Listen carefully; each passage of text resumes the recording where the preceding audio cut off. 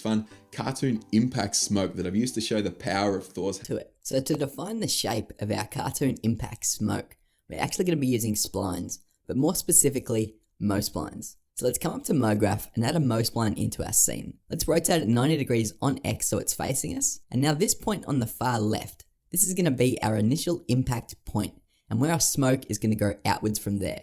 I found MoSplines worked great for this technique because we get access to all these great modifiers, which is going to allow us to try new things quickly and really design how we want our smoke to look. So let's add a bit more length. I'm going to increase it to 300 and also increase our width to 50. Give ourselves some nice chunky smoke. Now as our smoke grows out, we want it to eventually start to rise. So to set this shape, let's increase our bend value. I was finding anywhere between 150 to 250 gave me some really great results, but be sure to play around for yourself and find what works. Now we're getting there, but it's completely bent back on itself. So to have it feel as if it's pushing along the ground at the beginning, we can open up our bend and start to lower the point on the far left of our spline fall off. And straight away, you're going to start to see some of our initial shape coming back. Now to make this more dramatic, all we need to do is start to slide our left point towards the right, keeping it along the base of the editor, and this is just going to isolate the bend just to the far right of our MoSpline. Nice. Lastly for our shape, we want it to grow in thickness over time. So let's also curl down our width menu, and just the same as we did for our bend, let's lower the left point in our spline fall off, and now we can see our puff of smoke starts skinny and then gets nice and thick. Let's jump to the object tab of our MoSpline, and what we want to do is have this animate into position. For that, let's add a keyframe at frame 30 on our end value set to 100%. Let's now come back to frame 0 and add another keyframe with the end value set to 0%. My timeline is set by default to 30 frames a second, so now you can see as I scrub through, we see our puff of smoke grow into position. Great, we've just set our first piece that's going to help build our total puff of smoke. Now what I found was having 4 of these MoSplines in total gave me a great result. So let me unhide these that I've already got set for us, and as you can see, these were set up exactly the same way as the one we just had to play with, just with different bend values and fall offs to create a more random finish. I've also slightly rotated them, but making sure to have them all starting from the same position, which is going to be our impact point. These were also growing into position, taking around 1 second. I've just slightly offset the finished keyframe of each. MoSplines are just the same as splines in the sense that if we hit render right now, we won't see anything. So to generate ourselves some geometry, let's add a volume builder into our scene and feed our set splines directly into the builder. Let's lower our voxel size to 3 to add more quality, and then I found a value of 0.3 as the density for each MoSpline was enough to smooth it out. Speaking of smoothing, let's add a smooth layer to the top of our hierarchy within our volume builder, and this is going to give us some beautiful joins between the separate MoSplines.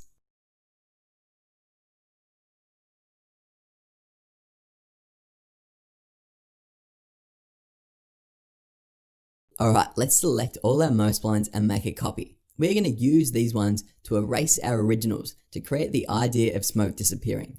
Let's drop these into our volume builder beneath the smooth layer and set the mode for each to subtract.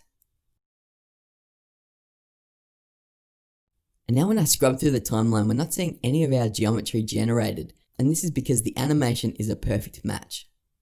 So for our duplicated MoSplines, let's grab the keyframe set at frame 0 and drag it along to start at frame 10.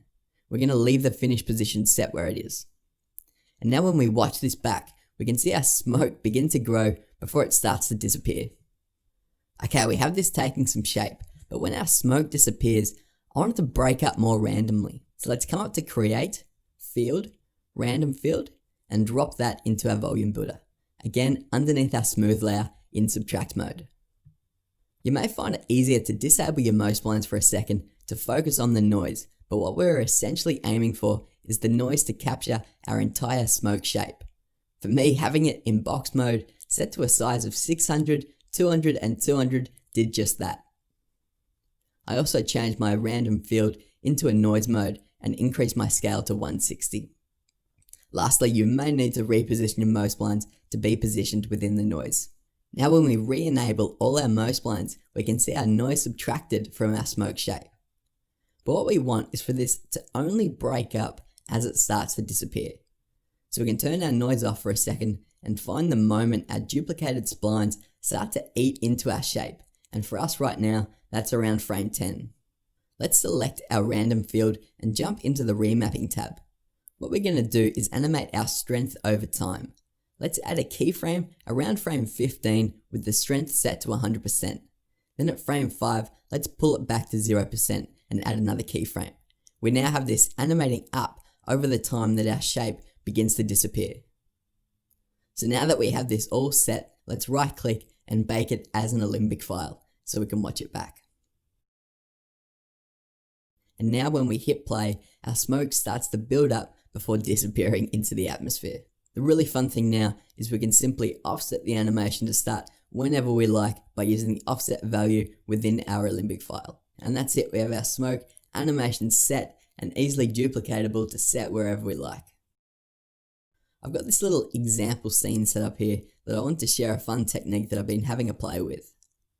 I'm using the standard renderer with ambient occlusion enabled for those nice contact shadows, plus Sketch and Toon for the shading of Thor's hammer. I've got Grayscale Gorilla's HDRI Studio in the scene, plus a couple of standard lights just for that Sketch and Toon shader. I've also got my interactive render region turned on so we can get a little preview of our final render there. Now focusing on our smoke texture, let's open it up and you can see we simply have our luminance enabled, which is driving our color. Now this looks alright, we're getting some definition in our smoke shape thanks to the shadowing from that ambient occlusion, but let's try something. In our luminance texture menu, let's add a Fresnel. You might be familiar with using a Fresnel to create reflection fall off. Well, we can use it in the exact same way for color. By default, this looks a bit crazy, but let's change our mix mode to add and lower our strength to 30. Now our smoke has this fun backlit look, all thanks to that Fresnel. We can even dive into our Fresnel and change that white value to a lighter tint of our blue or whatever color object you're using, and this is just going to make the look far more subtle. Well, I hope that was a bit of fun. I hope there's something you can take away from it. I know it's been a minute since we've caught up, but it's always fun for me when we do. Alright, thanks guys.